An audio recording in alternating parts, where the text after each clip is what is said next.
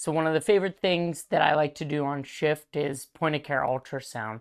Has the ability to save lives, brings me closer to patients, gets me interacting with them more, and it's something you can use everywhere in any type of situation, no matter if you're in a clinic, in the hospital, in the ICU, the ER, or even on medical mission trips like I frequently go on.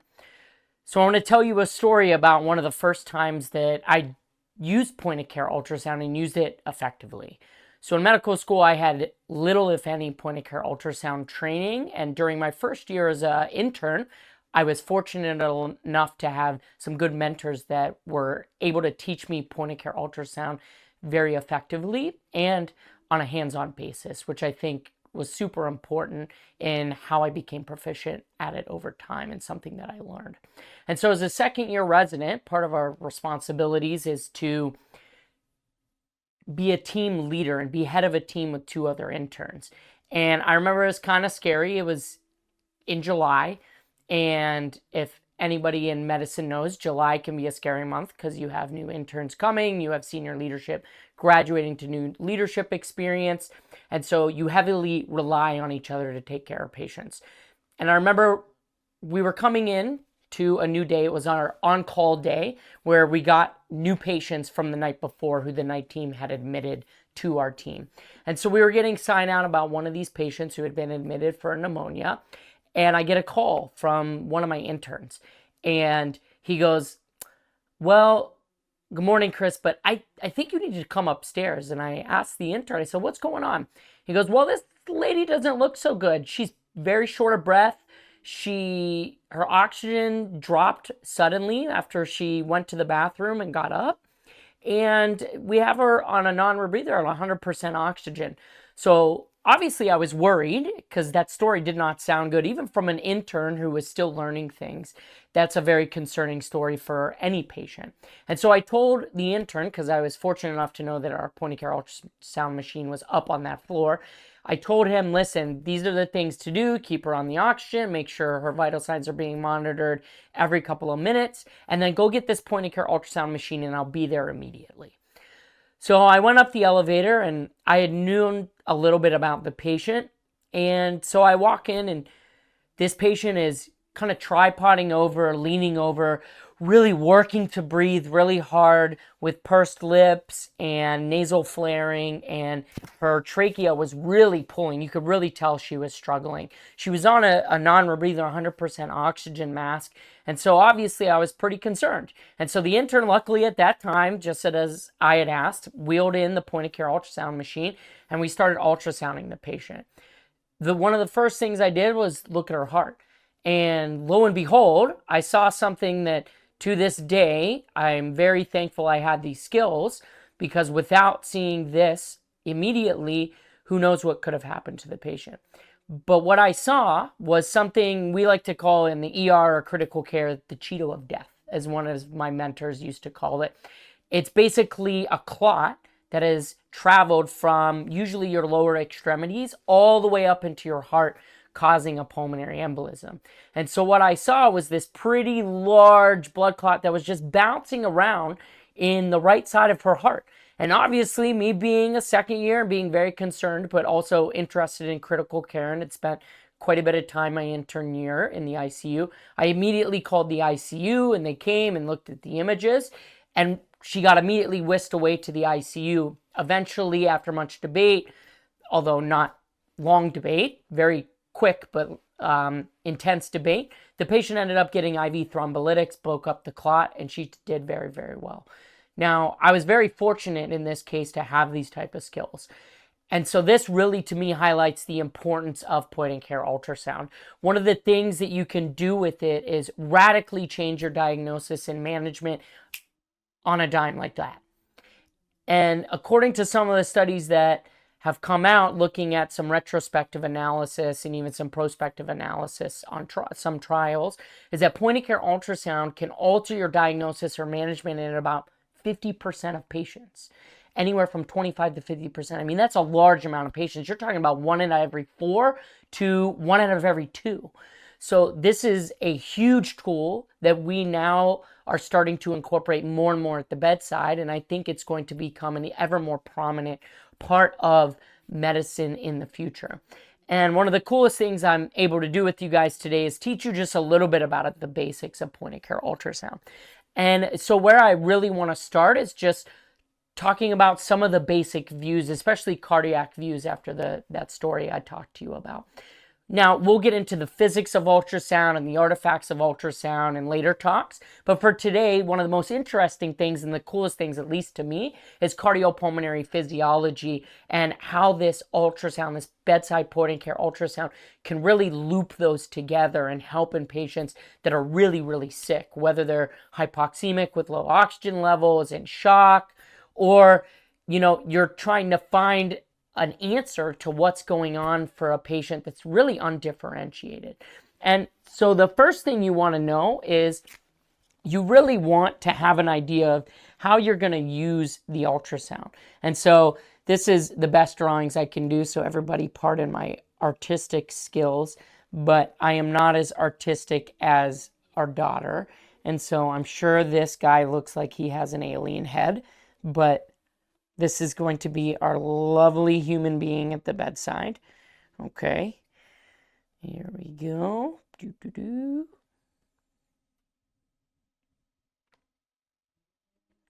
All right. And so the first thing you want to know whenever you're doing cardiac ultrasound, or even sometimes the longer abdominal ultrasound, is probe selection. So what probe do you really want to use in these type of situations? And there's a number of probes which we'll go over later in future talks. But for the time being, the probe that we're going to use is going to be called the phased array probe, or some people will call it the cardiac probe. And so you basically have the chest cavity right here. And the first thing that you're going to want to do, and I'm going to draw kind of a basic kind of rib cage here, just so you get an idea of everything. And this is not to scale for everybody wondering. Okay, this is kind of your ribs. All right.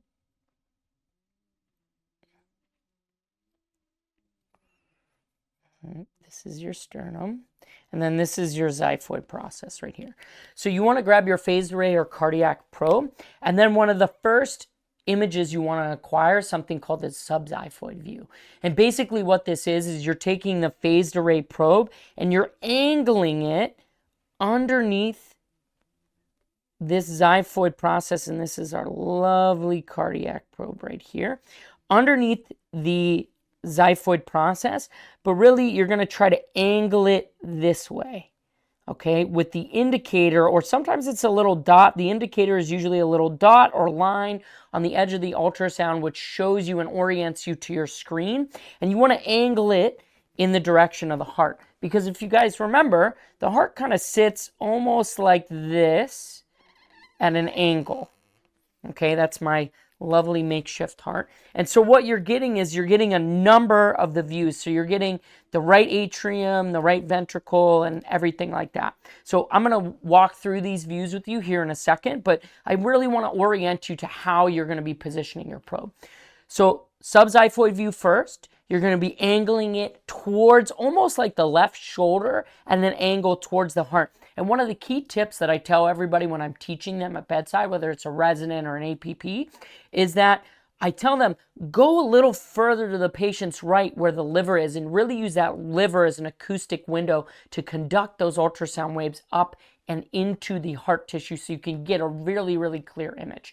Then from this subxiphoid view of the heart, what you want to do is kind of turn the probe so that you're looking at the right atrium, then stand it up and then rotate the probe 90 degrees so that the indicator is pointing towards the patient's head. And then you go back and forth really looking for the inferior vena cava or the IVC. Now the IVC is useful in so many different kind of scenarios. This one in particular, or these patients in particular, whether it's assessing volume status, you're concerned for pericardial effusion and tamponade, PE, or pneumothorax, This can definitely help you make those kind of judgments and rule in or out or lead you to a higher probability of those occurring. And so those are the first two images I get will be the subxiphoid cardiac view and the IVC. Then the next view I'm going to get is I'm going to get what's called the parasternal long axis. And basically what it is, okay, is you take the probe again, and this time what you're going to do is you're going to stand it straight up and you're going to point the indicator towards the patient's right shoulder. That's why I labeled this parasternal long. And I usually start about the second intercostal space and start to drag down across the intercostal spaces. Usually by the time you get to about the fourth or fifth intercostal space, you start to get the parasternal long axis view. And I'll talk about what this is used for here in a little bit as I walk you through these views. Then the next thing you do as you get the parasternal long axis is you turn the probe 90 degrees, so the indicator is now pointed towards the patient's right shoulder, or left shoulder, I'm sorry. That's called the parasternal short axis view. You'll get almost like a cylindrical type shape of the heart with a crescent shape of the right ventricle, with sometimes either the mitral valve or the papillary muscles in view, depending on what level that you're at. And we'll talk again about what each of these views is really good for. And then the last view that you're going to get is something called the apical four-chamber view. So this is the subxiphoid, and then the apical four-chamber view. So this is your ultrasound phased array probe or cardiac probe again. And what you're going to do is start underneath sometimes the left nipple, but usually what I tell people to do, especially since a lot of our patients have cardiac pathology, sometimes dilated cardiomyopathy, what you can do is start all the way in the mid-axillary line with the indicator pointing towards the patient's bed itself. And then what I will do is I will drag that ultrasound. I'll drag that ultrasound all the way over until I start to get cardiac activity and kind of drop down at an angle so that it is pointing almost towards the patient's right shoulder, slicing that heart into a nice apical four-chamber view where you can see all chambers. And we'll talk about how to use this effectively. It's probably my favorite view, but honestly, the hardest view to get, especially with patients that have difficult body habitus, who are overweight or obese, or just not in good position when they're in the ICU, laying in bed critically ill. Sometimes it's very difficult to get this view. I enjoy doing this, and I teach this frequently, almost every shift to an APP where I work now. And over time, they've come to become pretty proficient at it, to the point where they can tell me, you know, do they think that the patient needs more fluid, doesn't need more fluid, what their heart function is like, is there something abnormal, maybe not exactly what is abnormal, but at least is there something abnormal that seems off to them. And by doing this, basically what we've done with our patients is we change management all the time based on our point of care ultrasound, using it in context of our other clinical data. That's another point that I think is super important, that I think gets misconstrued in the point of care ultrasound space, is that point of care ultrasound is not a diagnosis. It's just another tool that you can use to help diagnose and manage your patient. You always should put the point of care ultrasound images that you get in the context of everything else, your history, your physical, your labs, your exam, your other radiology findings, the patient's past history, what they've come with before, what their baseline heart function, lung function, liver function, renal function looks like based on your review of the chart and history that you get. So it's super important to put these findings in context. There are very, very few completely diagnostic things when it comes to point of care ultrasound. Okay, so now I'm going to kind of walk you through each one of these views and what we use them for. Okay, so the first view that I told you we looked at is something called the subxiphoid view. Okay, so what we're going to do is I'm going to show you here. So it's going to look something like this. Okay. Okay, and again, my drawings aren't super amazing. Our daughter's drawings are definitely way, way better. So our daughter is the artistic one. I am not. I struggled in school with art. Okay.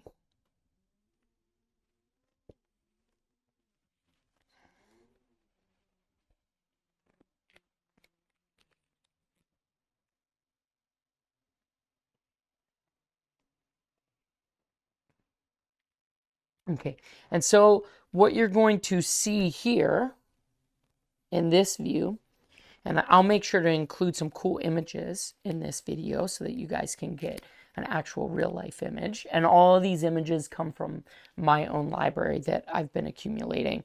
So as you kind of come upwards, you think you're looking up at the heart. So the first structure you're really going to see is the left atrium here. And then you're going to see the left ventricle, and then the right ventricle, and then the right atrium. And this is the IVC, or inferior vena cava. The other things that you're also going to see in this image is going to be the mitral valve, the tricuspid valve, and then the intraatrial septum and the intraventricular septum. Now, this view I really, really like because it's a down and dirty view that I would say 95 to 99% of patients you can get. So if you can't get the other views, this view is super helpful for at least a quick and dirty ruling out of major pathology such as pericardial effusion with tamponade, or getting a just kind of gross picture of what this left ventricular function is like, or if it looks like the right ventricle is really dilated and you're concerned for an intermediate high risk or a high risk pulmonary embolism in a patient, or if this IVC is really, really, really dilated, then you could be concerns of other pathology, whether it's fluid overload or tamponade or PE or pneumothorax, depending on what you find. And so the major things that you can find in this is qualitatively,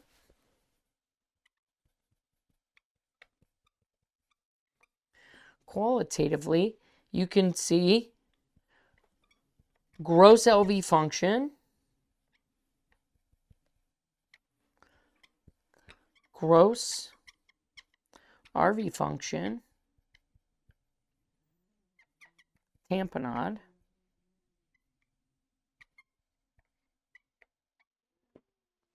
and sometimes gross valvular abnormalities. And sometimes this can even include vegetations on the tricuspid valve, because the tricuspid valve is the easiest one to see in this view. So those are the basics of what I use it for. And then sometimes I'll even put a fifth one in here. We'll say IVC volume. Now remember, volume status is tricky, and we could dedicate a whole another talk to this, so I'm going to save this for another talk. So this is the peristern or the subxiphoid view. Okay, and then the next one is going to be the apical or the peristernal long axis view. All right, and what you have here is, now depending on the convention that you use, whether it's in emergency medicine view or a radiology view, you're going to be able to see this in a different orientation. I'm going to draw it in the convention that I'm used to, which is the cardiology view. Okay, so first what you have here, you got this. Okay.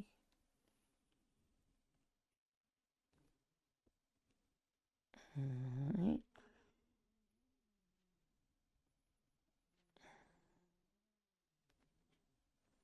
And I will show you exactly what each of these is here in a second.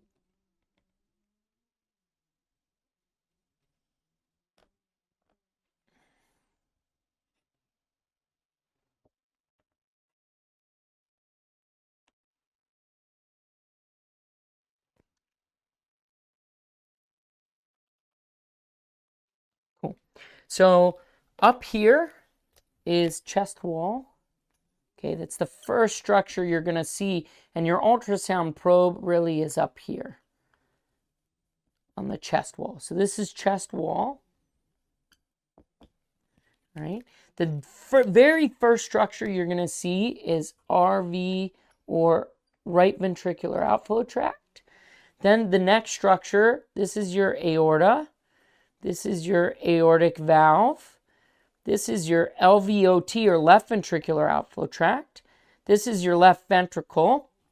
This is your left atrium.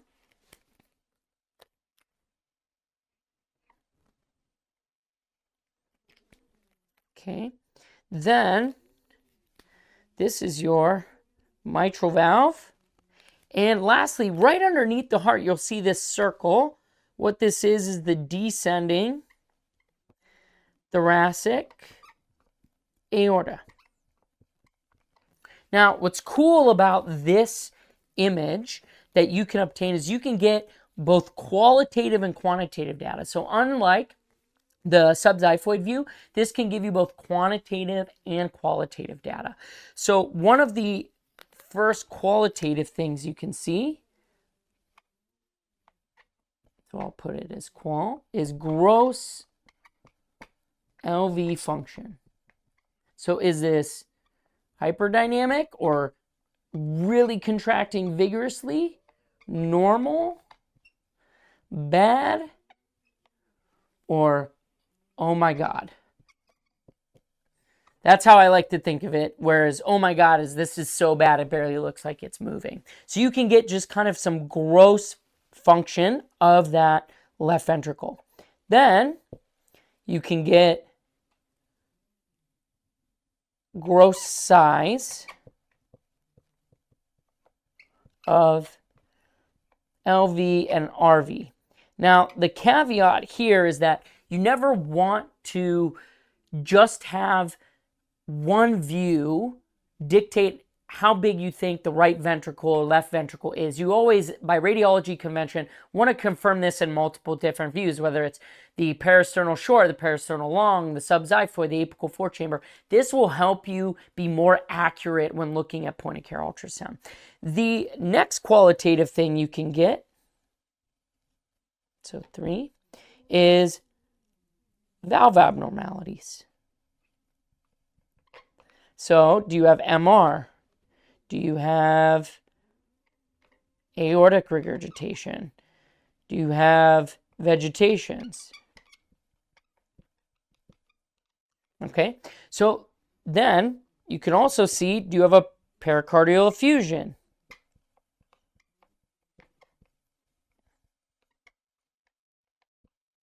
Okay, now you have to be careful because sometimes people mistake a pericardial effusion from a pleural effusion.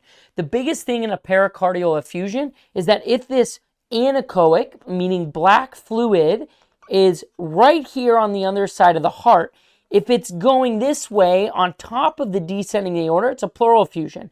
But if it's going between the heart and the descending thoracic aorta, then it's a pericardial effusion, because you can't have that separation without fluid in the pericardial sac. So that's one way to differentiate that. Okay, so this is one of the biggest things that sometimes I look for is how big is this? Because if it's on this side of the heart, cutting through between the pericardium and the descending thoracic aorta, it's definitely large enough because it's posterior. So it's a fairly good size effusion. Then the next qualitative thing you can see is left atrium size. So I've seen patients where this left atrium right here is so big, it nearly takes up the entire screen and is smushing the left ventricle. Now, those are very rare pathologies, but it's just something you want to be aware of. Okay? Then, from this, you can then get quantitative data. Okay? So to go along with the function, so the first thing, you can get ejection fraction, or EF of the LV. Okay? And how you do that is something called EPSS, which is looking at this anterior mitral valve leaflet, which we will talk about later. But there is a special formula where EF equals 75.5 minus 2.5 times this EPSS, and I'm going to put this in millimeters. Okay, and this is an approximate EF that you can get. However, be careful in valve abnormalities. So something like tight aortic stenosis with rheumatic heart disease or mitral annular calcification, if they've had a mitral valve replacement or anything else that's affecting that mitral valve, can basically throw off your EF measurements. Also, you can do other EF measurements by taking the distance in end, so LV, end diastole minus LV in end systole divided by LV in end diastole, timesing it by 100, and that can give you an approximate ejection fraction. However, you need to know that wherever you take these measurements can make your ejection fraction larger or smaller than it actually is. This is not the preferred way to take an ejection fraction, but it's just something that you guys should definitely know. Then there are other things that you can get quantitatively, but that is probably the biggest one that I like to look at quantitatively. The other thing you can get is left ventricular outflow tract diameter. And this will become important when we talk about the apical 4-chamber view, so that way we can tell what the patient's cardiac output is, maybe if we're leaning more towards cardiogenic shock, what it can be. But quantitatively, this is really the biggest measurement, is you can get kind of an approximate EF. Also, not only that, but you can also tell where some regional wall motion abnormalities are, but that's not the biggest view that you would use to look at that the cardiologists like to view. So those are the first two views, the subxiphoid and the parasternal long axis. They're quick and dirty views that can really give you a lot of information. So then we're going to talk about the next two views. So the next two views, the one view is the parasternal short axis. So, okay. And basically what this is it looks something like this. So you have your left ventricle,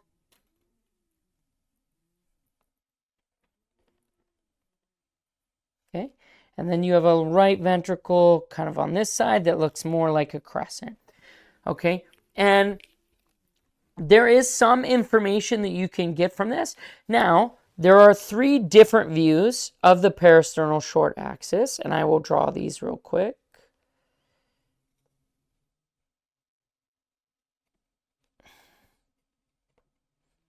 Okay.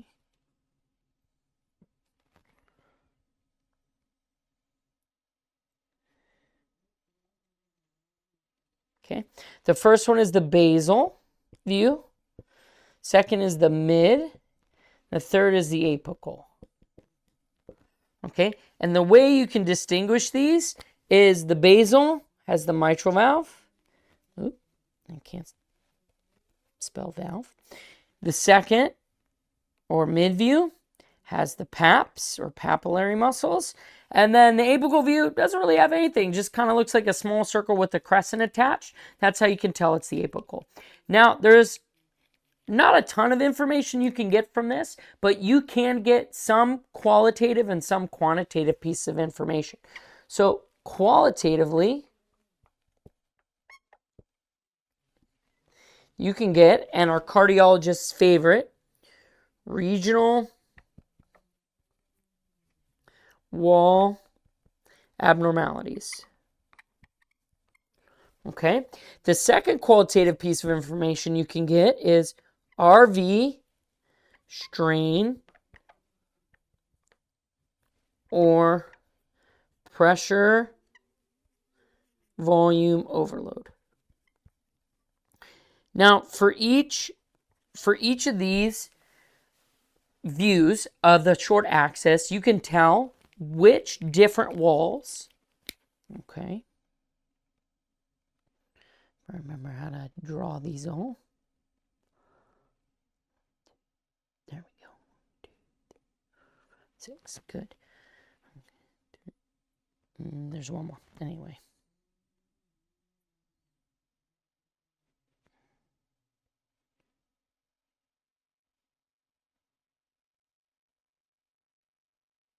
Okay, so there's different walls that, if they are dysfunctional, can help you deduce which coronary artery may be affected. And this is one of the cardiologist's favorite view. This is why sometimes if you're, let's say, just on the regular medicine wards and they suggest getting an echo and the patient has an NSTEMI, they're really looking to see if there's any differences in the wall motion abnormalities to lead you to think, like, should we cath this person, should we not? Most of these patients end up getting catheterized if it's a gross NSTEMI.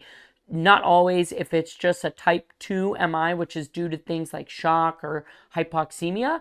Then these patients may not get cath because they have an alternate explanation unless they have one of these regional wall motion abnormalities. Then you have RV strain or evidence of pressure volume overload. And really what you're looking for is you're looking at this mid view and you're looking at this septum. And what can happen is when the RV is large and there's high pressure or high volume in that RV, you can form a particular sign. Okay.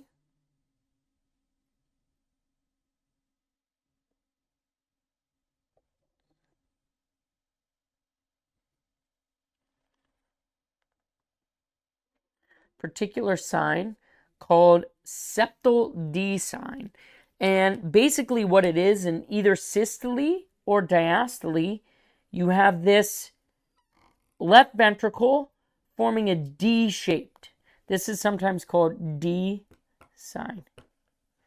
And in the right patient with the right history, similar to the patient I described about in the beginning with the story of the patient that I discovered to have a clot in transit, is that she was showing this septal D sign in the short axis, and this can indicate an acute pressure volume overload. But even sometimes patients with bad pulmonary hypertension and chronic RV dysfunction can also have these findings. So again, you have to put it in the clinical context of what is going on with your patient. Then you can also have quantitative data. It's rarer. Quantitative data from this view, okay? And the biggest quantitative data is EF estimation by fractional shortening.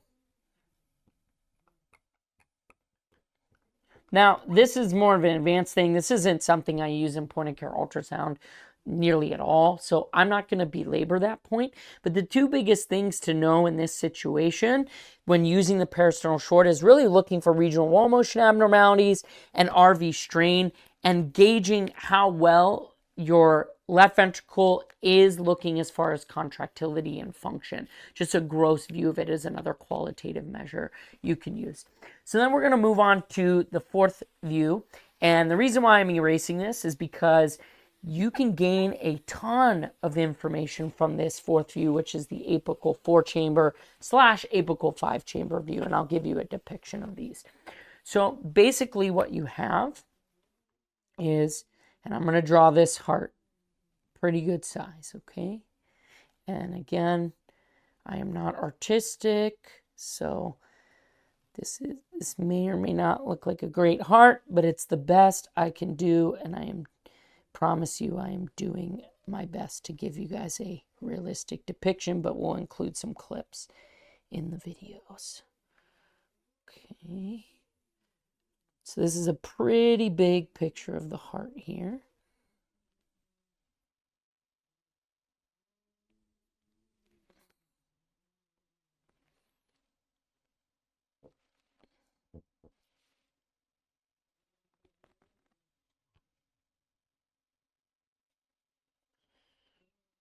Okay, and we will kind of walk through each of these, what each part of the heart is.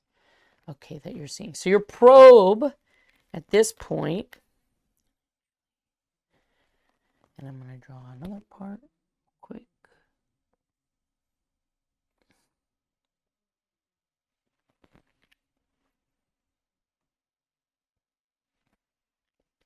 Okay, so your probe is really sitting right here.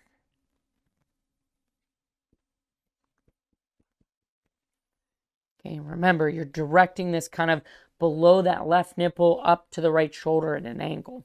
And so when walking through each of these structures, what you're going to find is You have your left atrium, right atrium, right ventricle, left ventricle. Okay? Then you have your mitral valve, tricuspid valve, and you have your intraatrial septum and your intraventricular septum. And so there's a ton of things you can do. The reason being is because this ultrasound is directly perpendicular to the heart's axis, or it's parallel to the direction of blood flow through a majority of your valves here. Okay? And so you can get a number of things. You can get qualitative information.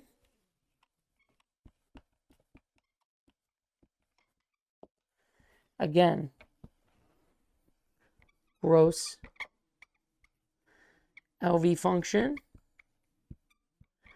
gross RV function, and size of both of these. LA and RA size. Valve abnormalities.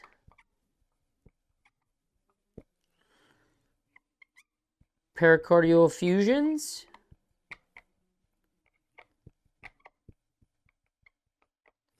With tamponade.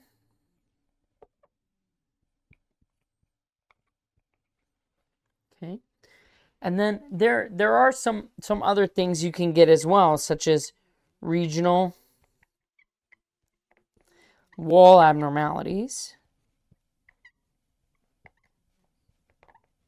And so you can already see that there's a ton of information just qualitatively that you can get from this view. But you can also get, and this is why this is one of my favorites, a ton of quantitative information. Okay.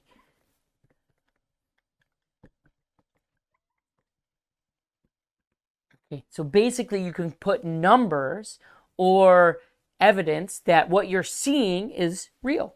And so the first one is LV function.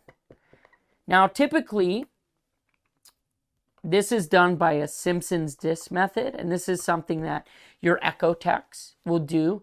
It's a program basically does it for you to gauge, and this is the most accurate way to gauge EF. This isn't something that I do. I use the peristernal long a lot, but this confirms that if I see that in the apical 4 chamber that my left ventricular function is bad, then that confirms what I saw in the peristernal long axis. Okay? Then you can also use other measures such as MAPSI, which is a surrogate of LV function, and it's mitral annular planar systolic excursion. We'll talk about those later.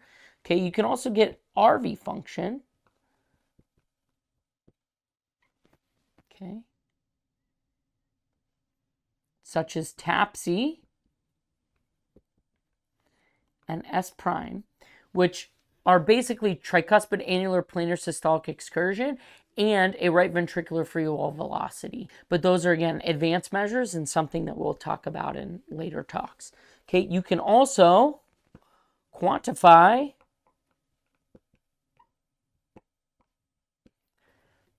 valve abnormalities, such as MR, MS, AR, AS, TR, TS. So basically every single valve abnormality, and you're using the Doppler. Good. You can also quantify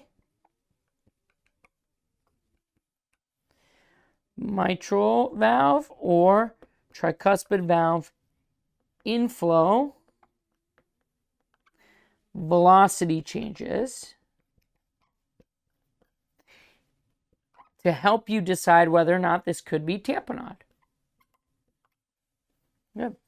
Then you can also quantify LV diastolic function by using things such as E to A ratios, E prime, and A prime. Yeah, E and A.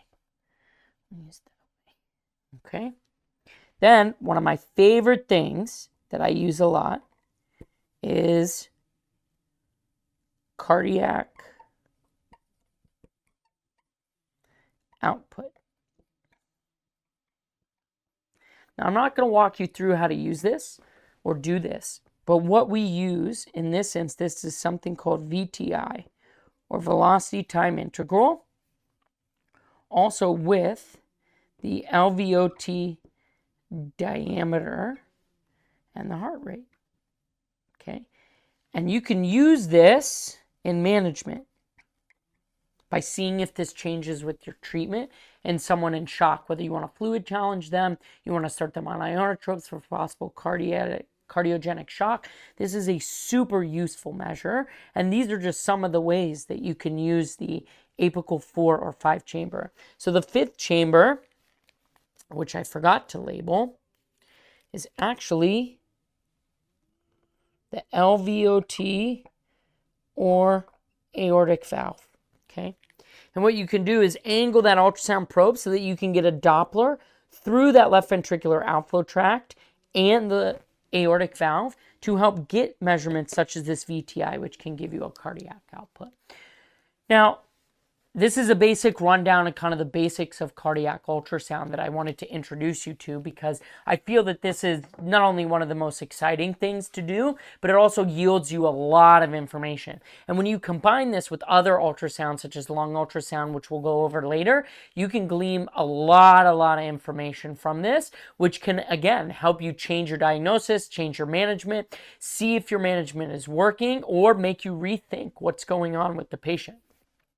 Now, I'm glad you guys were able to stick with me this long. I hope my artistic ability didn't turn you off and make you shut off the talk at any point. But if you stuck with me this long, thanks for tuning in. And remember that if you're using point of care ultrasound, another important thing you want to do is also get an experienced provider that you're talking with who uses point of care ultrasound on a regular basis, because it is very operator dependent and there can be some pitfalls in using it. So you do want some guidance if you're not already a very experienced provider such as myself in point of care ultrasound. But ultimately, at the end of the day, point of care ultrasound's fun, brings you close to patients, and can really help in the management of your patients. So why don't you get on out there, start using it more, and see what you can find. If you enjoyed the content of this episode, you can access more content and courses just like it on our website. Please visit mededempire.com for more free content and information. Until next time, remember, the foundation for better care and your healthcare confidence starts here.